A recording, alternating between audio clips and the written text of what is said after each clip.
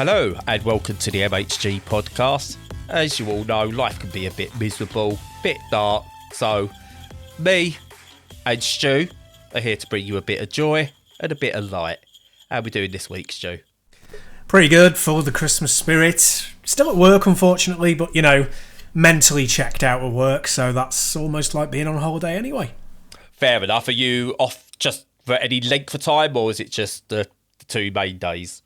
Nah, yeah, just the bank holidays, and I'm on call, so it's not ideal, but, we'll power through. Yeah, I'll just keep taking the drugs, I'll be fine. Is that in case collapses over Christmas? Yeah, basically. Yeah, I am the last line of defence, so everyone should be terrified. Last in, so you're doing the on-call. I actually volunteered, which was stupid of me, but I just figured, that's it for, 3 or 4 years now, if people play by the rules. That's it. Well, you've done your bit now. You've volunteered, so you're like, when you do need it off, you're sorted then. I have the moral high ground. Yes, you do. Before we get into any gaming-related stuff, I was going to tell a story last week, and I didn't get to tell it because, as we know, I was a little bit ill. It wasn't COVID levels of bad, but I was in a bad way. But anyway, the other Wednesday, Lo and I, we're heading to town to go pick up the kids' Christmas pyjamas. We get them like Christmas pyjamas for Christmas Eve every year. So we go and do that. And as we're heading to Primark, because we're fancy, we walk past and there's a bit of a commotion. And this slanging match between this homeless guy and a council worker, because the council worker decided just to pick up all the homeless guy's stuff and start putting it into a bin. To which the homeless guy was getting visibly upset, as you would, your stuff's being taken. And there's a couple of undercover or plainclothes police officers basically telling the homeless guy to calm down and siding with the council worker, which we found thoroughly disgusting. It was freezing the other Wednesday, if anyone remembers. It was absolutely Baltic. So instead of getting the kids' pyjamas, Lo and I, we went to Primark. We bought the guy a single duvet out of Primark, gave him that, got him a hot drink, a hot bit of food, and, some donuts as a treat as well. Just something he could have for a bit later. I gave it to him and had a chat with him for about 10 minutes about, how unfair it was, what we'd seen. It's disgusting, the lack of humanity, especially in this weather. Sort of like, it just, what could be done? So we can't afford to give you anything, in terms of money, but hopefully what we have done helps you out a bit just to keep at least a little bit warm. And he came up with the idea that I've been saying for years, because we've got in that high street, there's a big Debenhams that's shut down and is completely empty. Why doesn't someone just open the doors to that over winter and let the homeless sleep in there? Get out of the cold. He went, there's no reason why not. If they came and moved us on, we would move on. It would keep us out of the cold and maybe stop someone dying. Rather than being out on the streets, they get attacked most weeks as well. And we just found the whole thing incredibly, incredibly upsetting. And to be honest, for a short while, I completely lost my faith in humanity. And it was just thoroughly disgusting to see. Yeah, it can really, really bring you down in a terrible way, because how people can behave like that, how anyone can behave like that, is just beyond any kind of comprehension for me. I would not do it. I couldn't do it. I couldn't do that to people. And like you say, the difference between life and death is just opening a door for somebody. And these things are just sitting there empty, not used. But they won't be given over because of capitalism, and people can die. It's disgusting. It makes no logical or moral sense. It's just horrible. So I'd seen you post this story, and I think it was really great of you to do that. And I think it's all we can do at the moment is try and do little gestures for people wherever we can. Yeah, no, and if anyone believes in karma, by the way, don't do things for karma. Because since then I've had a really bad chest infection. I've had bailiff letters. And what else has gone wrong? Something else went really wrong as well. Oh, and we had a massive leak in the bathroom. So, there you go. My God. Well, you'll have to tell me about some of that offline. But awful. No, it's kind of like, that'll do. That's a good way to spread karma. My name is El lied to me. I know, right? I took that as a documentary. I did, but no. I mean, all religion is bullshit. Sorry to upset any listeners, but you know how we feel by now. And even karma is, it's a false concept. So yes, you do these things because it's the right thing to do, and you're a humanist, not because you want any karmic goodies. No, not at all. But we said, I mean, the one thing that really got me, right, even if that was told like as a council worker was said by the upper management guy, you must, get rid of anything you see from the homeless, it's unsightly or whatever. One, shut up, that's not right. If you want to get rid of the homeless, give them a place to live in a home. That's how you get rid of homeless people. You give them homes. Simple, really. Yeah. Finland had done it. It's eradicated in Finland. There's no homelessness. It can be done. But anyway, it was like, if that was me and I was in that position, I'd been given the objective by the council to say, look, get rid of the homeless off the street. I would have walked by and gone, listen, mate, I've been told I've got to get rid of this stuff. Okay, I'm going to go up that way. I haven't seen you. Don't be here when I get back. That's all it took. That's all it would have taken. Yeah. Move down there. I've been down there. Yeah. But it was disgusting. We spoke to the guy, and he had a heartbreaking story. I'll tell you about it another time, Stu. But it was a heartbreaking story what he had. He said he wasn't completely sort of like innocent as to why he was there and stuff like that, but he is there now, and he just can't believe the way some people treat him. And I wish I could do more. I really wish I could do more. But if anyone's listening, if you do walk past someone that you can't help every single homeless person you see. I get that. If you walk past someone and you have got a bit of change, or you could afford a coffee, get them a hot drink, give them a bit of change or a sandwich or something like that. You haven't got to do it for everyone, but if you could do it for one you see, maybe someone else does it for someone else they see, it helps. Yeah, entirely agree. Small gestures, that's all you need to do. Makes the world a much better place. It does. And talking of small gestures, I was wondering how I was going to segue this one. Do you know what else can use small gestures? What's that? Video games controllers. And do you know what you use video game controllers for, Stu? I have no idea. For sometimes watching a DVD on your video games console to press the play. No, for playing video games. Oh, right, yeah. And because I know I've got an odd number and you've got an even number, I'm not going to ask you what you've been playing. I'm going to delve straight into it today. Wow. I know. We're changing the rules for Christmas. You iconoclast.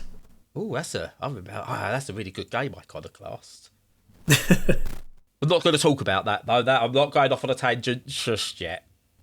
Go for it. So, first game I've been playing is a lovely little title that basically came out of nowhere for me. Others may have known about it, but it's called Wavetale.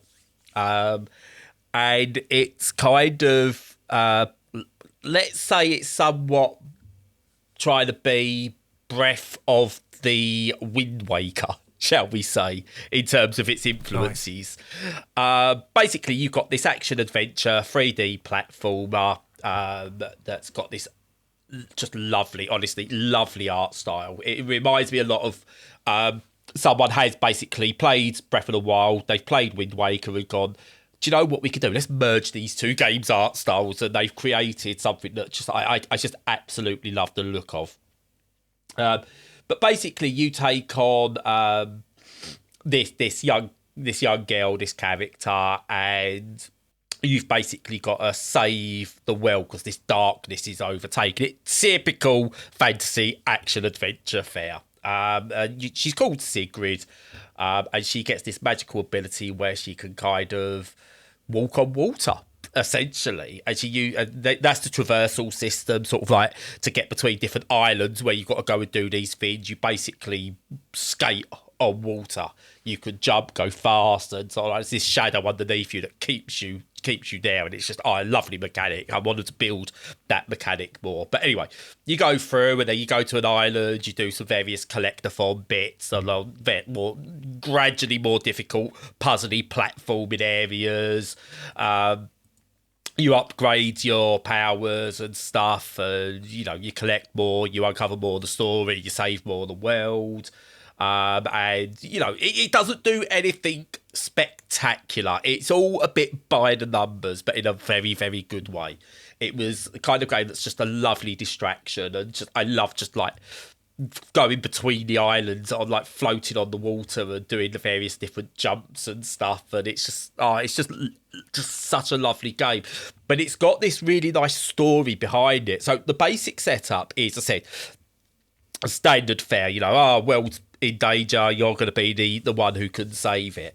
So that's pretty standard, but it's got this this sub kind of story to it that's about loss, and understanding loss, and I would say reconciliation as well, and how that affects people and affects relationships. And it does that with a mix of really heartwarming storytelling, but also a good amount of humour in there as well, but underlying humour. It's not trying to be a comedy. Yeah. And honestly, it's only about 6 hours, maybe 7 hours long at most. I played through it over about 4 or 5 days, just putting a couple of hours in a day, and yeah, it was enough that to take me away from Persona 5. For a couple of days, and want to play. I want to finish this off, and it's just a lovely game. But I do recommend it. Anyone who gets a couple of days spare, they want to try something that's heartwarming and really enjoyable to play, is to give this one a go, because it's so good. It really, really is. Well, that sounds really good. It's very attractive. I had seen it before. I was a little bit not put off, but I was kind of on the fence because of the cost. It's not really expensive, but it's like 25 quid, which is not immediate buy territory. But it does sound like it might be something I like. How does it run on the deck? Perfect. I might be in. It's down as playable. And I think that it says it's due to, like, when I looked at it, it was due to game text size. I had to do a little bit of zooming in, and I have, actually a good bit of feedback, but I have fed this back to the developers that they do need to look at maybe can they do slight, a dark mode, but that seems to be part and parcel for almost every game that has a certain asset is please put a dark mode in it.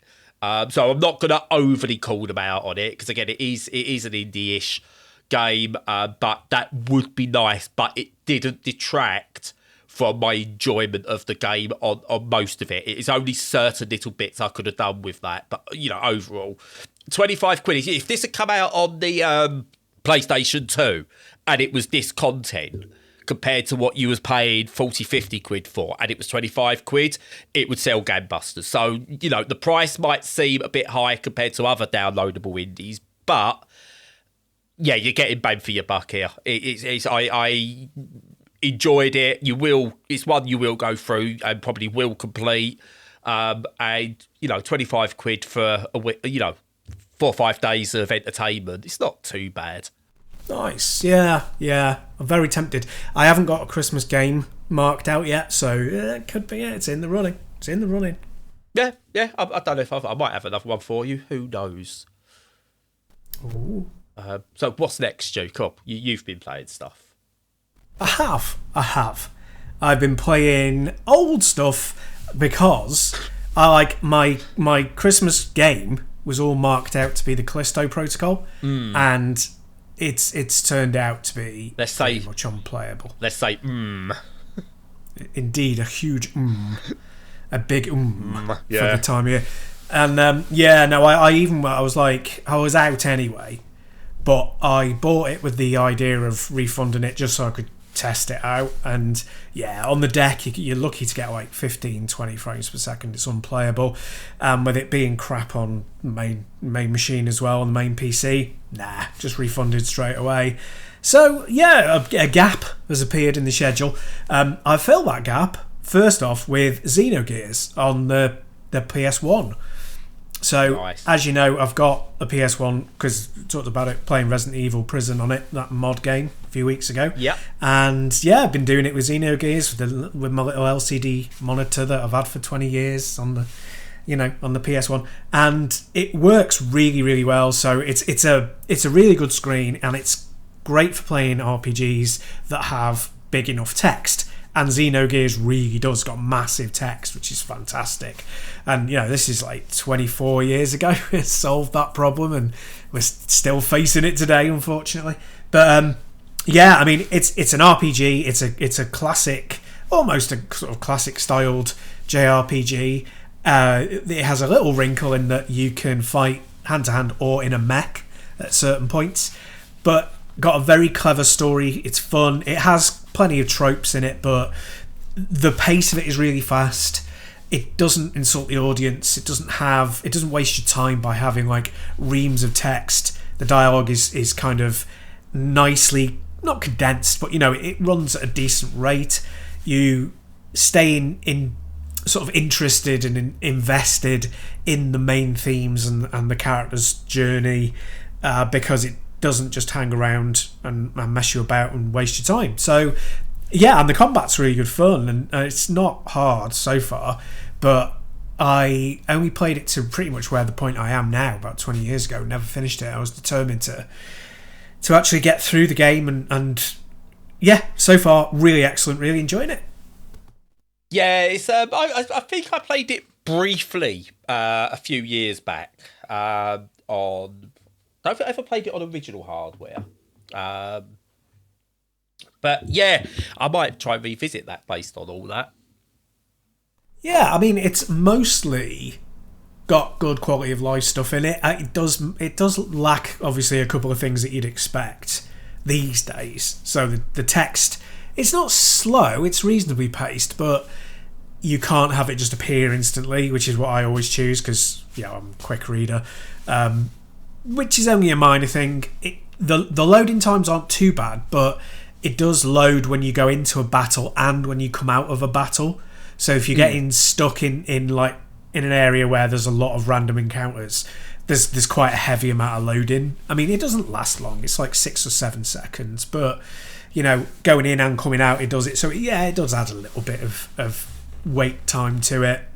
I believe if you play it on some emulators, I know DuckStation definitely, you can use a fast forward feature, and that'll get you through the loads a lot quicker. So it might be worth, if you're playing it for the first time, just play it through on an emulator just to get those QOL things in. But other than that, it's really, really good, and it plays a lot faster. I tend to feel that it's weird in that a lot of JRPGs in modern times are like, it's like a Chinese whispers thing of somebody goes, a JRPG lasts quite long, and then the next person goes, a JRPG lasts a long time, and then the next person goes, a JRPG lasts 80 hours, and you just feel that it's become a thing now that they have to be that long, and it's like, clearly Xenogears is not going to be that long. It's like, it's a story, a tight compact story that, because obviously there's dialogue and because you spend time in menus, that makes it longer than a 10-hour game. It'll make it 20 or 30 hours. But it's not gone, because it's an RPG, it has to be 80 hours, let's build a game around being 80 hours. Yeah. And I feel that, people are just like, that's the genre. It's like, no, make a 6-hour RPG if you want. Make a 1-hour one. I mean, I could do with one of those after what I've finished. But I'll be talking about that one next week. Oh, cool. Yeah. And, that's a really good argument for a game being the length it should be. Yeah. And that game is the length it should be, but that doesn't mean other games have to be that length and that duration. So it's interesting. It's interesting. But yeah, no, Xenogears really good. Looks lovely. It's got 3D backgrounds and 2D sprites, so a bit like Grandia, but it also has anime cutscenes as well, which are really nice, and they pop up once every half hour, once an hour maybe, so quite frequently. Add a real touch of class to it, nicely animated and well drawn. So yeah, it's a nice looking 24-year-old game. It's worth looking at again. I tell you what, that's become something an aesthetic I love, where you've got an art style for the game, and then you have proper anime cutscenes. It's something I've really become learned to appreciate over the past sort of 5-6 years. It's special when you get that right. Yeah, it is, and it's that kind of mixed media approach that is it was used because CDs had just come out, and it meant you had tons of storage, so you could have loads of assets and you could load them all in, but you still didn't have a lot of RAM, so you couldn't just go, oh right, well we'll make all the characters fully 3D and have vast 3D landscapes and all. You still couldn't do that, so they kind of had to work, pick their way around it a little bit. And at the time I was it's still got 2D sprites, and it's why can't it all just be 3D and all this? But then now you're oh, I really like this approach. It makes you appreciate the art of each different thing properly. Back then you was what am I, a baby? Yeah, exactly. Yeah, it was 16-bit, that's for kids. Yeah, that's the old stuff. Yeah. You turned into Elijah Wood in the cafe in Back to the Future 2. True. Yeah, always happens. Yeah, always does. Except you do love holding your light gun shooters, so not quite. It's true, I do. All the way in the future of 2015. We've just watched the trilogy, by the way, over the last few days because it's been on ITV. How's it held up for you? I mean, it's still the best trilogy of movies ever made. Cool. Also, I was regaling Lucas that basically there's never, ever going to be a proper remake or reboot because the owners of the rights have said, nada, not happening. This is it. Excellent. That's the way it should be. But you can't make that film now without Michael J. Fox and Christopher Lloyd. Even if you remade it, it's well, no, you can't do it. So leave it alone. And it still holds up. Even though it's all in the past now, which is scary. Even though it's all in the past, the futuristic bit is still really futuristic. And honestly, you watch it going, we've sort of got that now. Yeah, we've got that now. That kind of happens. Yeah. It's still brilliant. But that's for another day. Awesome. I'm glad you enjoyed that rewatch. I might have to do that myself over Christmas.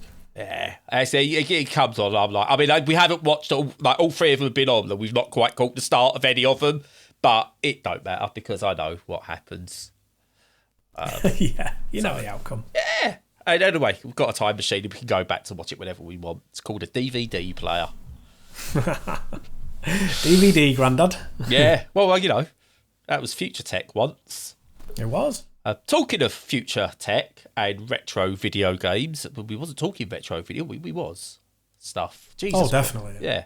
I've been playing a modern day retro video game type thing by the quintessential retro modern video game developers way forward. And that is River City Girls 2. Aha. Which is, for anyone who doesn't know, River City Girls is a beat 'em up set in the, I'm going to get this wrong, the Kuryo-kun world. Kunio-kun? Kunio-kun, yeah. Oh, Kunio-kun, whatever it is, whichever, sorry, fans. Which is also the Double Dragon world, I believe. Or at least in some fashion it's linked. I don't know. There's a deep lore to the whole River City thing. But I played the first River City Girls and I liked it. Sorry. That tickled me. Katy Perry reference in our podcast, sort of. But anyway, no, I'm back on track. And yeah, it's a kind of beat 'em up stroke RPG type thing. And this is pretty much more of the same. Where you go in, you got this over the top story, and you go through these worlds, and you've got to beat up the enemies in side scrolling beat 'em up action, and you've only got a couple of buttons you need to use, and you do various combos and numbers of hits, and you get better, you can get upgrades, health upgrades, you can use all the things that are dotted around the streets and everything, so get power-ups and throw at people and use as weapons, etc, etc, etc. honestly, if you've played a River City Girls or Kunio-kun game or Double Dragon or Streets of Rage or anything of that ilk, then you know what you're getting to a degree. And what you've got here is, I say, more the same. All returning characters, I believe. I don't know if there's any new. Honestly, I don't know enough about the lore of these things to be 100%. But what you've got here is you go through, they've all got their own varying fighting styles. And what I find really interesting is, despite being only a couple of buttons, so really easy to learn, each character feels different to play, which is really, really good. I like that. And there's like loads of different different combos you could do depending on which character you've got and what levels you're in, etc. And all those sort of things. Now, it is designed, I think, on the whole to be played in co-op. But I've only played it solo, and it plays absolutely fine for me. And what you can kind of do with this is, as well, and I like this mechanic, is as you go through levels, you can hire other NPCs to be like heavies for you, and they fight on your behalf while you're fighting to help you like clear areas. But they have they're very easy to not like to be beaten up, but they can help you enough like disperse of like large crowds and stuff like that. And then you've got all the beat 'em up stuff, but then the RPG stuff, there's loads of interaction with like side characters and other NPCs. And there's like story that builds up, and it takes you all the way through, and it's just so much to it that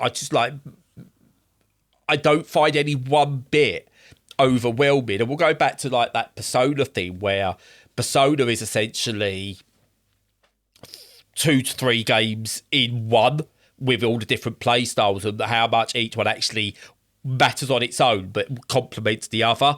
This does the same. The RPG stuff and the actual fighting stuff work on their own. And I've said about this with other games before, where you have 2 different styles and you kind of go, I'd rather they just done this, and then if they wanted to do that, do it as another game. But again, WayForward have done a brilliant job in making sure the 2 concepts marry together really, really, really well. But also it does that thing where it's got anime cutscenes as well, along with like the retro style graphics of the actual gameplay, and it's really, really good. Whether it's better than the first one, I don't know. I don't know enough about the games on the whole, but I'm really enjoying it, so that's all that matters.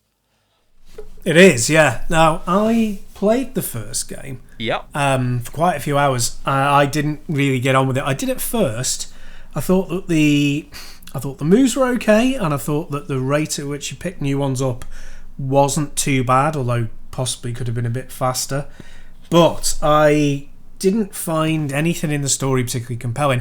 But the thing that really annoyed me was going back and forth into areas, because it was like either like, oh, you've got to go back to this spot, or it was like, oh, you've got to find X, and it was, well, I don't know where that is, I've just got to go into every area and try and look for it.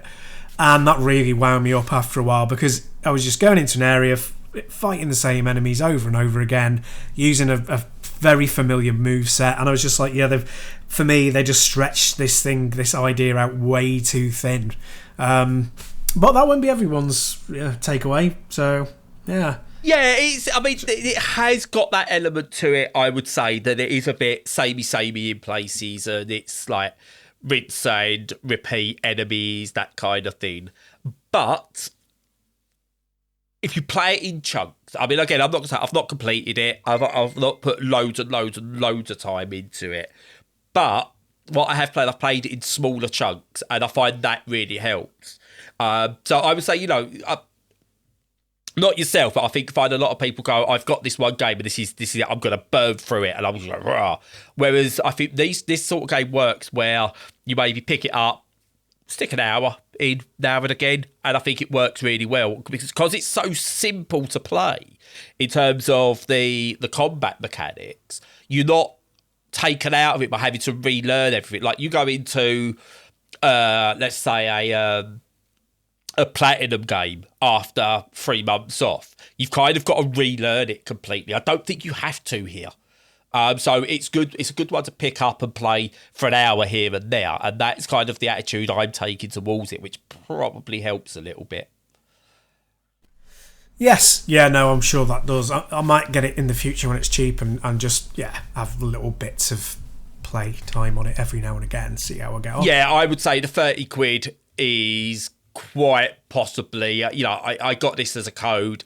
I don't know if I would have paid that much for it personally, but then it's not my genre. It's a genre I like trying and realise I'm not generally very good at. But 30 quid, I mean, there's probably enough in there for people who really love it and are going to especially do like the co-op stuff. But for me, price-wise, it's not great. Runs really well on Steam Deck, by the way. I've got no issues there. It's ideal for playing on the deck, even though it's not verified yet. But yeah, it's 30 quid is maybe pushing it, but again, the content's there. It's just, I suppose, it depends how much you're into the genre and the series. Fair play. Yeah, no, that sounds fine to me. Yeah, I shall leave it a while and then get it when it's about 3 quid. Yeah. I mean, River City Girls doesn't really drop that much. Took me ages to get it on, like the original on Switch, because it just never dropped. I don't know if it's different on Steam. Tax. Yeah, there is that. Yeah. But yeah, I'd say it's worth it. It's an enjoyable game. Just get it at the right price for you, is all I will say. Cool. So what's next, Stu? Well, I did dip my hand in my pocket, which is a rare enough occurrence to actually call out, and I kind of regret it a little bit. I bought the Turtles Cowabunga collection, which is a collection of old Teenage Mutant Ninja Turtles games.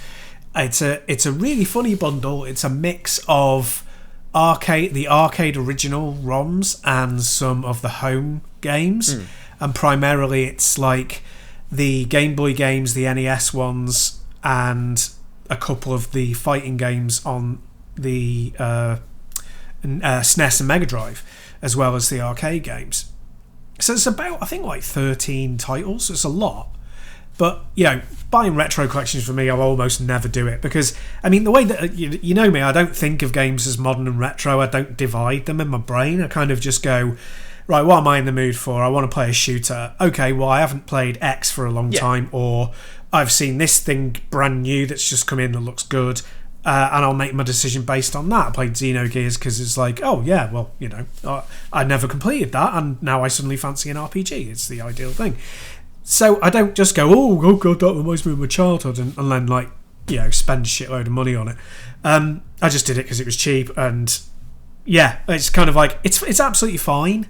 I think if you're an online gamer, it's probably good because you can play most of the games that are designed to be played together online, and that's good. But I mean, really, you could just be playing the ROMs and not having to pay for them because I don't believe in paying for things I've paid for before. It's just not something I do. I've paid for these things before. Completely agree. Yeah, but they play well enough. They're presented well enough, and if you're not really into emulation or faffing around, you can get a lot of games for comparatively cheap. They're mostly quite simplistic. There's not a lot to them. Even the ones that are really, really good, like the pinnacle of the games for me, is the second arcade game, Turtles in Time, and even that one is kind of like, it's good. Yeah, it's good, but is it as good as what is a great comparison, as someone else I'll mention in a second, as good as Shredder's Revenge that came out this year, Turtles game? No, nowhere near as good as Streets of Rage 4, nowhere near as good as the Streets of Rage. Well, okay, okay, deep lore here. So I think that Turtles in Time is better than Streets of Rage 1 and 3, but it's not as good as 2 and 4. So, there you go. That's my baseline for it. It's nowhere near as good as a lot of the Capcom scrolling beat-em-ups from that age either. So, The Punisher or Cadillacs and Dinosaurs or Alien vs Predator. It's kind of it's a curio. If you're interested in one of the games, I would say just track that down in emulation. If you're interested in the majority of them, buy it, definitely. But it's a curio. It's not really for everyone, and it was a huge mistake that this came out. it's a huge mistake for both publishers. For the Cowabunga collections will come out after Shredder's Revenge, because people would have been chomping at the bit to go, oh yeah, God, I haven't played those for 20 years. Played Cowabunga collection, then gone, right, I want more of this, but I want it modern, and then played Shredder's Revenge. The other having it happen the other way round will have done no favours for either. You know, it'll have playing the Shredder's Revenge won't have stoked the nostalgia for the Cowabunga collection, and also it'll have made it look weaker because it's a better game. So that's a shame. So yeah, all a bit odd really for Turtles in 2022. Yeah, it would have been. Yeah, I that was my initial. I mean, I've played Shredder's Revenge. I've not played the Cowabunga collection again because I've got access to the ones I actually care about that I've built previously. And yeah, it would have been. I'm with you. If you'd have brought out the Cowabunga collection to wet the whistle for Shredder's Revenge, that would have been brilliant. That would have almost been perfect. Because, yeah, Shredder's Revenge, I have gone back and played, I want to say Turtles in Time, I played this year. And it's been bettered for me in every way in Shredder's Revenge. It's got, it's done that thing where it feels like it should have done back in the 80s and 90s, but got all the quality of life improvements, which the Cowabunga collection doesn't have. I don't know. Yeah, it's good to have them, but yeah, the ordering was wrong. I'm with you on that one. Yeah, disappointed. That I think COVID had a lot to do with it, as it always does. But there's still that thing of, okay, well, it doesn't mean that as soon as your problem is over, that you just go, right, well, we'll publish it as soon as we possibly can. You know, I know that you need money, but you would get more money if you were a little bit more tactical about it. But there you go. But yeah, it's okay. It's just one of those things I wouldn't say chuck a load of money at. Even if you're a big fan, I'd say, hold on to your shackles and just spend them wisely.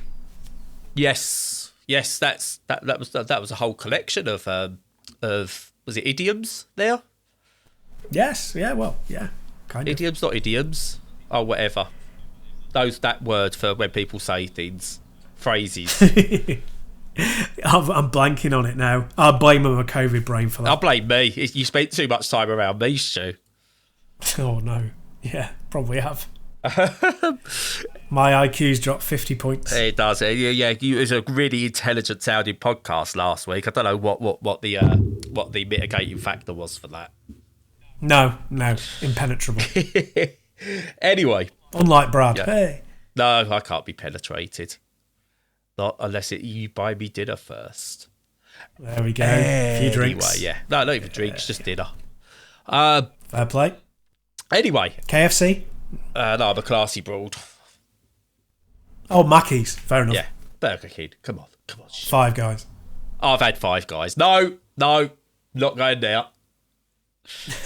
Anyway, talking of video games, I've been playing another one. And one I'm actually a little disappointed by. Just to round off the year of new games we've played. But I'm actually disappointed by this one. It's called Ixion, and it's a space-based strategy survival city builder. Games I usually enjoy, but for various reasons, I just didn't get on with this. So let me give you obviously just a little bit of background first. So what you've kind of got here is a city builder set on like a space station, and you've kind of got to sort of build up everything. It's a prototype, and you've got to go through and make it the biggest, bestest thing you can in all of space. And it's kind of got this whole thing where there's loads of little problems you've got to deal with, and each of them has solutions, but each solution could have an effect on something else, whether that's positive or negative. And it kind of has this story that goes along with it. So you've got to make sure things get better. There's survivors on there, so you've got a population to manage, and you've got to make sure that they believe in you and are willing to do the work they need to do. If you don't keep them happy. There'll be a mutiny, etc., etc. And it's just, unfortunately, what it's got is it's juggling so many balls at once from the get-go. Literally from the get-go, you start and it's just a confusing sort of like, what on earth am I meant to do here? And it's places this emphasis on choices matter, but when you're trying to figure out the game and these choices matter, you're like, well, if I fail now, or I set this thing in action and it's going to completely wreck everything down the line, you haven't led me into that at all. But it's not a game that feels like I spoke about Dwarf Fortress the other week, and that just goes in, you go, off you go, and it works because it feels like it's one you could start again, and it's like on a small enough scale to start off every single time that it builds. Whereas this is kind of like goes, right, so we're going to teach you to juggle with one ball. Okay, you got that? Yep, I can do one ball, that's fine. Right, well, like Hitler, yeah? Yes, juggle with Hitler's ball. That's thrown me. I'm glad I interrupted to make that joke. Yes. That's the title, just like Hitler. I don't know what I'm saying. Yeah, anyway, it goes, here's one ball, learn to juggle. You go, right, got that. Now he's 17. And you're like, okay, what? Whereas Dwarf Fortress does the same thing, but it goes, right, here's one. Okay, now here's your second. Now your third. Now your fourth. And it builds those layers. This, for me, doesn't build those layers. It's got a crappy UI as well. I mean, this is a PC-arse PC game in terms of its UI, but one that's still stuck in like the early 2000s. Right. Yeah, many of these sort of games have moved on and realised that, a good UI really helps get new players on board. This just didn't work at all. Which is a shame because there's a lot I want to like about it. So the story, I like the idea of that, you are an AI type thing and you've got to deal with all the issues you get in space. So there'll be attacks. Your hull could be destroyed, and not hull as in the place, but your hull could get destroyed. Whoa. Your hull can be destroyed. Oh dear, Five Guys, yeah. What are we even doing here, Bradley? I don't know. The thing is, your ship's hull could be destroyed, not hull, in the UK. Anyway, Jesus Christ, it's the end of the year, Stu. You'll get things like power failures and stuff like that. And it's all those things you've got to manage, which in and of itself is good. And if they'd have taken out this whole the choices matter thing, and a choice you make can have disastrous effects down the line, I think this would have been a much better game. Whereas at the moment, it's just stressful. It's just utterly, utterly stressful to play, and not in a good way. Yeah. I don't mind a stressful game, but it's just like, I don't want to do this. It's, my world's falling apart around me anyway. I don't want to deal with all this shit in space. Don't get me wrong. I love Frostpunk, which is another game where, generally it's bleak. There's no positive outcome, and everything matters and everything can lead to disaster. But again, the structure of it works. It's just the structure of this does not work, and I don't know. It's too much going on, all linked together too much. And again, it could have done with a bit of streamlining, maybe cutting back on a couple of bits, or even just a better onboarding might work. Because I've got no doubt people who stick this through, I think the late game stuff or replaying it is going to be fine. My desire to replay this is non-existent. Yeah, fair play. I don't know if this is deja vu or not, but I think I remember a few years ago I was talking about SimCity and saying that got way better when it had a non-fail state that you could choose to play, and I think you mentioned sort of Civilization or Space Citizen or something else sort of developed on that and made it even more kind of like that. Yeah. And any of those conditions where it's too easy to have everything destroyed, I think is anti-game. That's more towards real life and a game you want to be, just not just smashing all of your toys, because that's far too much like reality. But at the same time, as I said, Frostpunk works as a game. That's what it does. There's no happiness in Frostpunk. It's not a joyful game to play. It's miserable, and it wants you to feel miserable. But because it's built around that perfectly, it works. This wouldn't work with a no-fail state. Don't get me wrong. This is built around pressure, but the pressure's too early. I had little idea what I was doing, and it overwhelmed me. Now, that could be my ADHD, etc., etc. There could be many mitigating factors. However, the reason what I generally tend to do when I've got games that I've got to cover, I make sure I note down my thoughts before I check out reviews or other people's opinions. And I wondered where I was going to sit on this, because I had mixed feelings about it. That there's a game there that I think certain people will enjoy after a while, but it's alienating a huge market. So I've checked the reviews, and that's pretty much what I'm seeing as well. It's mixed. So there's some people who are giving it like positive reviews on Steam and going, the people who don't get it just find it too difficult, don't understand the game. And other people are going, this is what? No, this is... someone actually described it as Frostpunk in space. I went, no, don't you dare sully Frostpunk's name with what this is. And other people have said, it should be better, but it's frustrating. It's this. On the surface, it looks good, but when you deep down go into it, it's just so frustrating. And yeah, it's just what I have with it. It's just there's something there. But if you want to play a game of this ilk, play Frostpunk.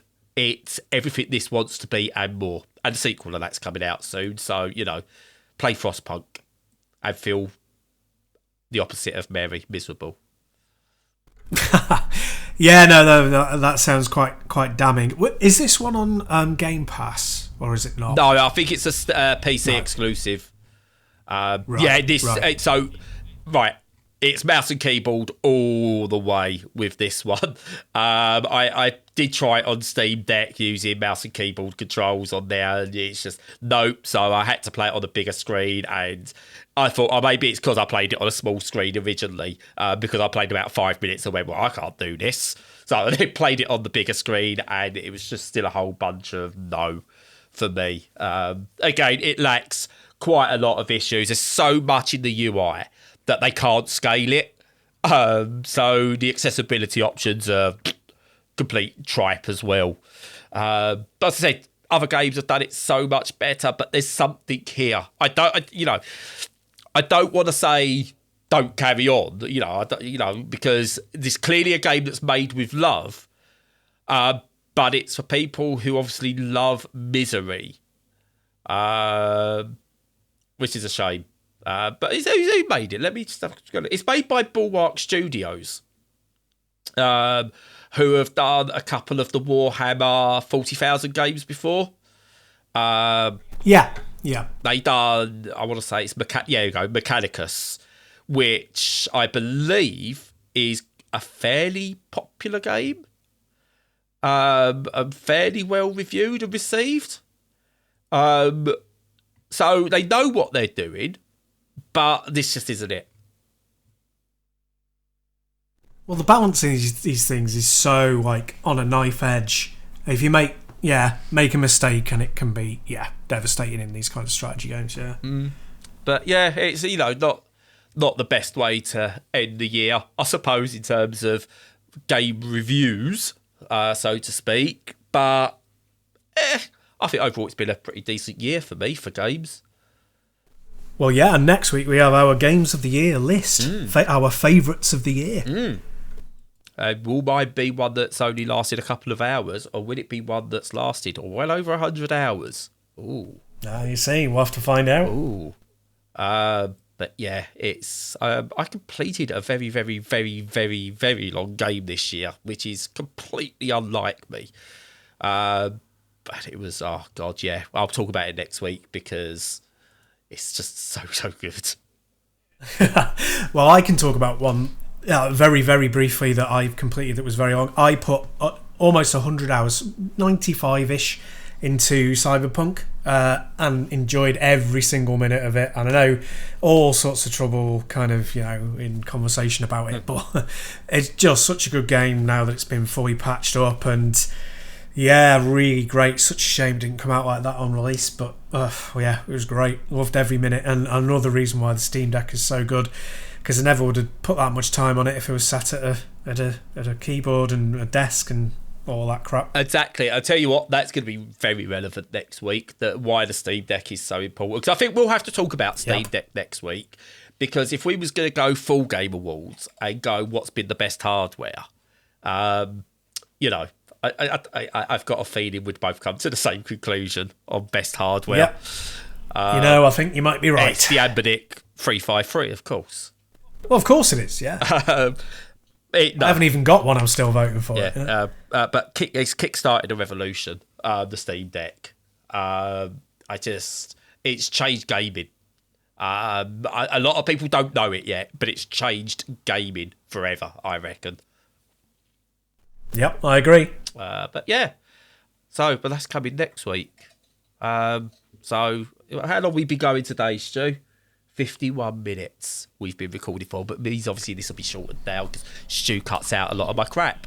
So I tried to. It's a 10-minute podcast. Yeah. But yeah, so a shortish one this week, because next week we're going to be talking about our games of the year. Listen, I'm going to change it up. I like changing it up year to year because I've got ADHD. We're not doing it in any particular order. We're not doing a countdown or this is game number 5, this is game number 1, because to be honest, I just, so many I like. I don't want to put a number 1. So I think we said we're going to do 3 each to discuss in detail next week, and then the week after we'll do a more generalised, here's some of the other stuff we've really enjoyed. Indeed, and it'll be excellent because our taste is perfect. It is, yes. Always listen to your heart and me. Yeah, but especially Brad. Especially Brad. Mainly because if you don't, he won't stop talking, and you won't be able to do your outro because he just doesn't know when. He just keeps going on and on and on and on and on and on, and that becomes an issue. So I'll shut up now. There it is. So yeah, hopefully you're all prepped for Christmas, and as I said last week, it can be a challenging time. If you want to reach out on the day or any time around the day, then do join our Discord. There's always people around to chat. Follow us on all the socials, and look forward to next week's episode. I'm sure it'll be a good one. And yes, in the meantime, stay safe and stay sane.